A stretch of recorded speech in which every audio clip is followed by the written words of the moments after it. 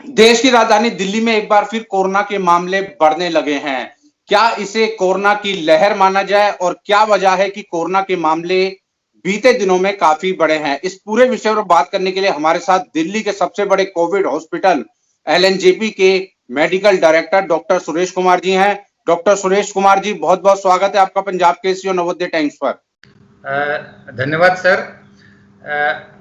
अभी आपने पूछा मेरे से सवाल कि क्या कोरोना का ये जो है संख्या जो बढ़ रहा है उसको एक वेव के रूप में देखा जाए। बिल्कुल भी ऐसा नहीं है। अभी तो हमारे पास जो नए पेशेंट्स हैं उनकी संख्या बहुत ही कम है। आपने देखा होगा कि दिल्ली में पहले 100 और 200 के बीच में आ रहा था। अभी जो है 300 और 370 के बीच में नए केसेस पर डे आ रहे हैं। थोड़ा मार्जिनल इंक्रीज हुआ है नंबर का।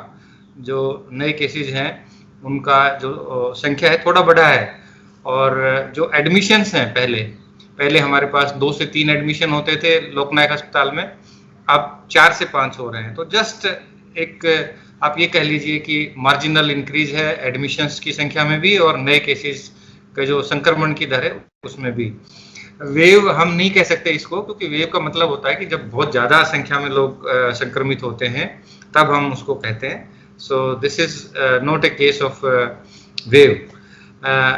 अब इसका कारण ये हो सकता है कि काफ़ी सारे जो लोग हैं वो लापरवाह हो गए हैं। कोरोना का जो डर है वो जनता के बीच से खत्म होता जा रहा है।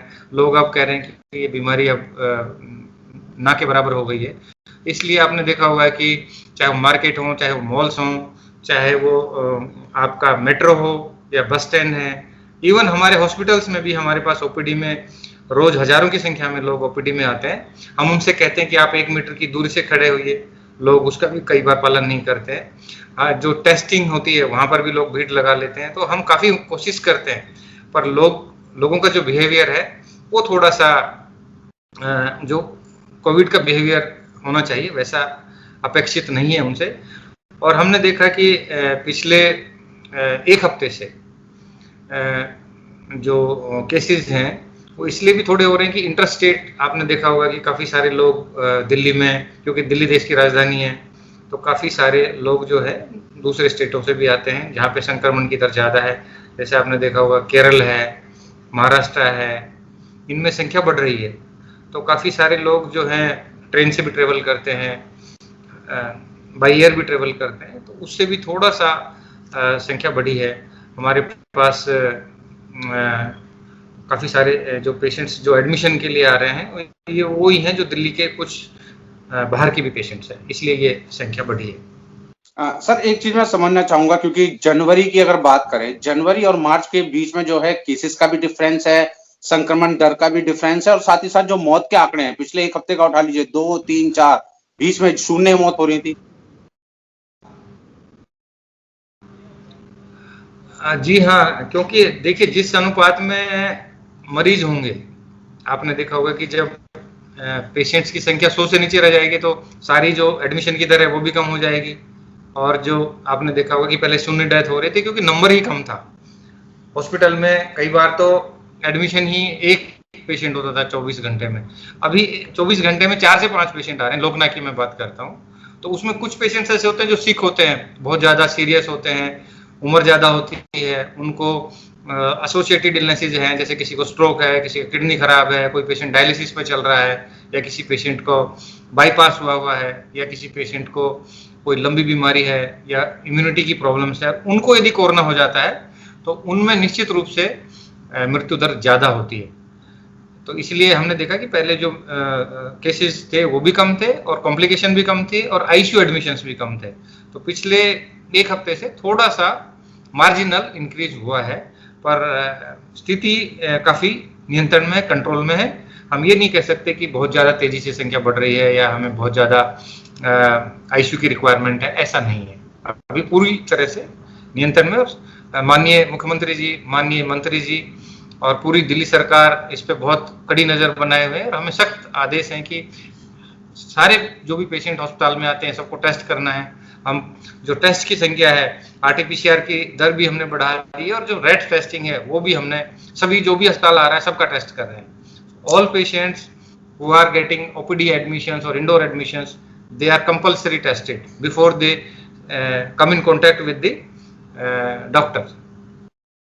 डॉक्टर सुरेश जी, एक चीज जानना चाहूंगा, लास्ट टाइम जब मेरी आपसे बातचीत हुई थी तो जो कोविड वैक्सीन थे फ्रंटलाइन वर्करों के वो काफी कम थे, लेकिन जब से प्रधानमंत्री नरेंद्र मोदी ने वैक्सीन लगाई है, दिल्ली के मुख्यमंत्री ने कोविड की वैक्सीन, वो तो आपके हॉस्पिटल लगाई है, उसके बाद जो वैक्सीनेशन की दर है उसमें कितना बढ़ावा हुआ है? हमारे यहाँ वैक्सीनेशन की जो दर है वो दुगनी हो गई, जस्ट डबल हो गई। पहले हमारे पास 140-50 लोग आते थे, अब 300 से ऊपर आ रहे हैं। हमारे पास पर डे 300 से ज़्यादा लोग वैक्सीन लगवाने आ रहे हैं। और उसके साथ साथ हमने रात में भी, नाइट टाइम में भी वैक्सीनेशन का एक सेंटर खोल दिया है। जैसे फ्रंटलाइन वर्कर हैं, चाहे वो दिल्ली पुलिस के कर्मचारी हों या दिल्ली फायर सर्विस के हों या सीआरपीएफ के जवान हों या बीएसएफ या और पैरामिलिट्री फोर्सेस के जो कर्मचारी हैं, उनको हमने विशेष सुविधा दी है। वो रात को भी हमारे यहाँ लोकनायक में आके वैक्सीन लगवा सकते हैं। इसका मतलब ये कि 24/7 हमारा लोकनायक वैक्सीनेशन के कार्य में लगा हुआ है। एक चीज और सर, कि आपने भी जिस तरह जिक्र किया कि लोग भी थोड़े लापरवाह हो गए हैं, क्या लगता है कि एक बार फिर जागरूकता की जरूरत है? अगर आप कुछ बताना चाहें कि किस तरह की जागरूकता करें। नहीं, मैं यही कहूंगा, मेरी सभी लोगों से हाथ जोड़कर विनम्र निवेदन है कि आप अभी कोविड का जो बिहेवियर है उसको अपनाइए और आप अपना मास्क लगा के रखिए। मास्क को गले में मत लगाइए, मास्क को मुंह और नाक के ऊपर प्रॉपर तरीके से आप मास्क लगाइए। क्योंकि मैंने देखा बहुत सारे मार्केट्स हैं, चाहे वो आपका चांदनी चौक मैंने देखा है, लाल किले के सामने देखा है, हमारा सेंटर दिल्ली में मैंने यहाँ पे दरियागंज में देखा है कि दरियागंज में भी लोग मास्क जो है वो गले में लटका के रखते हैं, मुंह पे नहीं रखते हैं। और बहुत ज़्यादा क्राउडेड मार्केट्स हैं, उसमें खुद को बचा के रखने की आवश्यकता है। जहाँ पर भी भीड़ भाड़ वाली जगह है उससे दूर रहें। और ख़ास करके जो यहाँ पे खाने पीने की चीज़ें, क्योंकि यदि आप रेस्टोरेंट खुल गए हैं, रेस्टोरेंट्स में यदि आप सोशल डिस्टेंसिंग का पालन नहीं करेंगे तो निश्चित रूप से संक्रमण की दर बढ़ जाएगी। तो जहाँ पर भी मार्केट्स हैं, जहाँ पर भी रेस्टोरेंट हैं, जहाँ पर भी खाने पीने की व्यवस्था है, वहाँ पर विशेष सावधानी की ज़रूरत है। दूसरा ये कि अभी स्कूल कॉलेज भी खुल गए हैं। स्कूल कॉलेज में भी मैं निवेदन करूँगा चिल्ड्रंस के माता पिता से कि वो पूरा ध्यान रखें बच्चों का और बुजुर्गों का। ये सब बहुत ज़रूरी है कोरोना के प्रिवेंशन के लिए। साथ ही साथ में जो वैक्सीनेशन है वो जरूर लगाएं। जो भी बुजुर्ग व्यक्ति हैं, 60 साल से ऊपर हैं, या 45 साल के जो व्यक्ति जिनको भी कोई भी लंबी बीमारी है, वो पूरी दिल्ली में सभी सरकारी अस्पतालों में वैक्सीनेशन की प्रक्रिया चालू है। और ये वैक्सीनेशन लगाने से निश्चित रूप से जो नए केसेस का संक्रमण की दर है वो कम हो जाएगी। इसलिए वैक्सीनेशन बहुत ही सेफ है, बहुत ही सुरक्षित है। वैक्सीनेशन लगाने से कोरोना बिल्कुल खत्म हो जाएगा। ये हमारे सारे वैज्ञानिकों का, सारे डॉक्टरों का ऐसा मानना है। तो इसलिए ये बहुत जरूरी है कि वैक्सीनेशन कराएं। एक चीज सर मैं और जानना चाहूंगा, क्योंकि वैक्सीनेशन को लेकर तमाम तरह की अफवाहें फैलाई गई थी शुरुआत में। अब क्योंकि आप तो सबसे बड़े हॉस्पिटल में लगाना, रोजाना आपके पास 300 वैक्सीनेशन लगाने का टारगेट भी होता है, इतने लोग लगवाते हैं, तो किस तरह की कोई समस्या आई है कि किसी को वैक्सीन लगाने से दिक्कत हुई हो, या कुछ छोट मोट समस्याएं कुछ शेयर करना चाहें आप? नहीं, हमारे यहाँ कोई भी एडवर्स इफेक्ट नहीं हुआ, कोई भी मेजर साइड इफेक्ट वैक्सीनेशन से नहीं हुआ है अभी तक।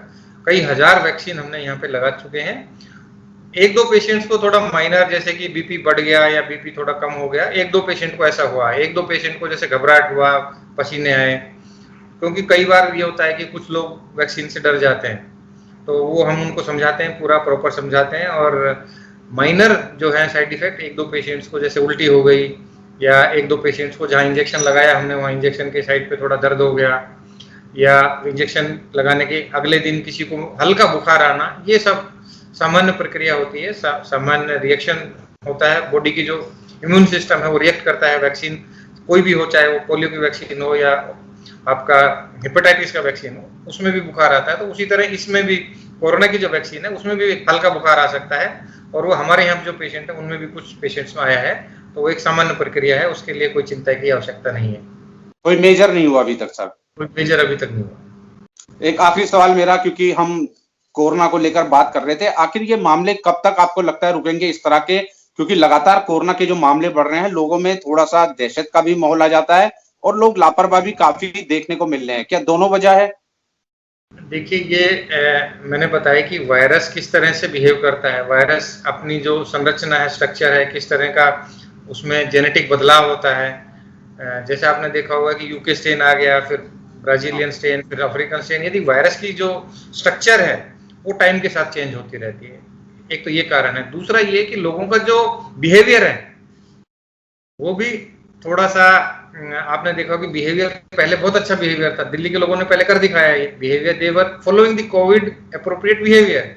वो बिहेवियर में कभी अभी कमी आ गई है। जो जो सावधानी पहले थी वो अभी सावधानी में कमी आई है, तो वो भी एक कारण है।